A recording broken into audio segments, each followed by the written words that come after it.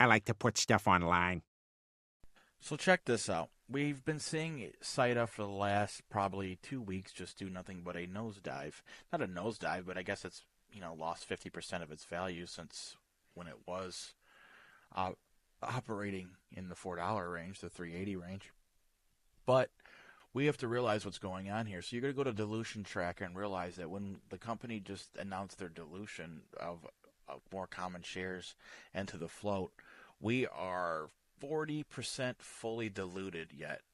We have about up to here, and the dilution price is calculated in some of this equity line at $1.86. So we might be staying in this range. We're not the number of common shares is not really insane. Their float is 8.89 million. Um, their market cap is 16.5. Nothing. That's nothing that once the announcement and the agreement of the merger is completed, then this will really run. But that's the reason why this stock has fallen. Here's the thing: what makes me bullish still. I have not given up hope yet, and I'm not just some hopium guy. I will give it to you like the cheese that meets the potato. But look at this: is we want this stock to go to what? What do you think when I say that? I give a little pause. I'm thinking 9. You guys thinking 9? I'm thinking 9 or 10. I'm heavily invested into this. I'm heavily invested in this because of this reason here. This is a combined value of 160 million. This core gaming is now going to be operating under Nasdaq with 90% ownership of SYTA. So now they're going to be able to come onto the Nasdaq through SYTA through this merger agreement.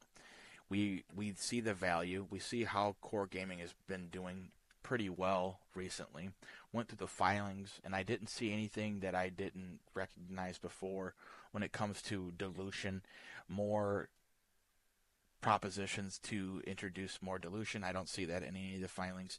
I think we're set to jet right now. I think we have about a week, maybe this week, could be next week. You never know with this stock, but it's coming soon. It's coming to the fact that even if you look at this EMA 20, we're about to hit up at $2. We hit that with a green candle. We could take off. If you still use the 2 hour fact, we're at 378, and that's just natural progression upwards using the Fibonacci. I like this to go up here this week and do very well. Don't lose hope. You know what they're trying to do. They short a stock until it's very conclusive of when the finalization date is going to be, and then they get out of the stock. Right now, they're shorting it because they know they have time.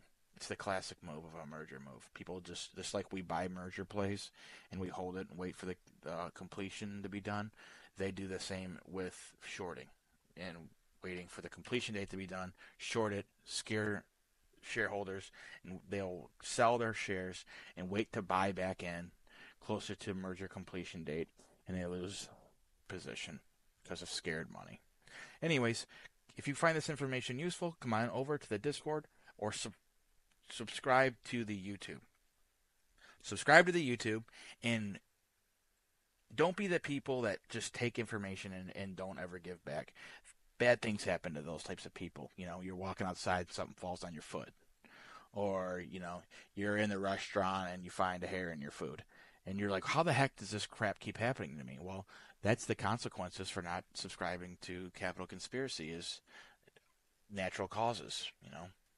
You wonder why your couch kind of took a dump on you and you can't push back the recliner anymore, or you need to get a new TV remote. And you're thinking, well, why? And then it's because you didn't subscribe to Capital Conspiracy. So, anyways, I'm I'm not saying that's exactly what could happen, but you don't want to take those chances. You never want to take chances here. So subscribe and come on over. Let's be making money together. See you guys.